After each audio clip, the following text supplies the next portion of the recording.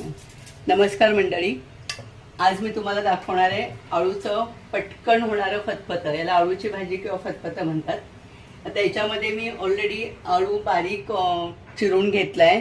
त्याच्यामध्ये मी भिजलेल्या डाळ्या आणि शेंगदाणे आणि तीळ हे मिक्स केलेलं आहे.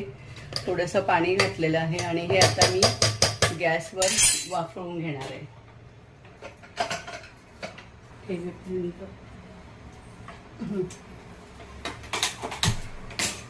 याच्यात 4 शिट्ट्या काढ. हे जे आहे मिश्रण आपण घोटून घ्यायचं आहे, असं घोटायचं आहे भाजी ही.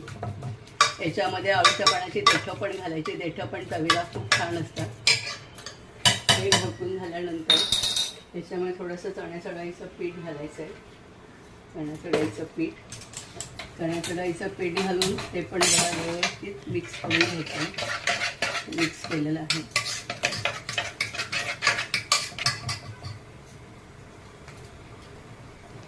तेल घातलंय,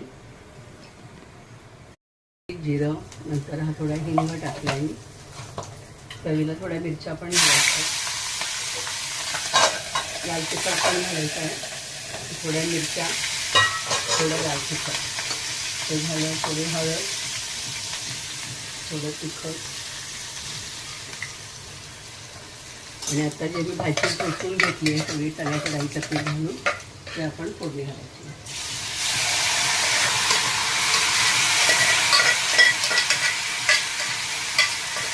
झालं. त्याच्यानंतर ही भाजीचा आळू हा खाजरा असतो, आपल्या हाताला पण खाज येते. तर ही खाज न येण्यासाठी आणि चवीसाठी हा चिंच आणि गुळाचा कोळ आहे तो घातला आहे. ज्याला चिंच चालत नाही त्याने आमसूल पण घातलं तर चालतं. हे झालं. आणि त्यात थोडासा मी गोडा मसाला नसेल तर गरम मसाला घालायचा.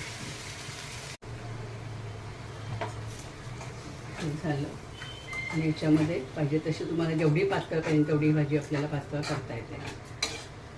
ही भाजी श्रावण महिन्यात हमखास करता येते. आणि मोस्टली ब्राह्मणांकडे तर काही कार्यक्रम असेल काही असेल तर ही आळूची भाजी केली जाते. बघा तुम्हाला हे आवडते का, आणि तुम्ही पण करू शकता. नमस्कार मंडळी, आज मी तुम्हाला दाखवणार आहे आळूचं पटकन होणारं फतफतं. याला आळूची भाजी किंवा फतफतं म्हणतात. आता याच्यामध्ये मी ऑलरेडी आळू बारीक चिरून घेतलाय. त्याच्यामध्ये मी भिजलेल्या डाळ्या आणि शेंगदाणे आणि तीळ हे मिक्स केलेलं आहे.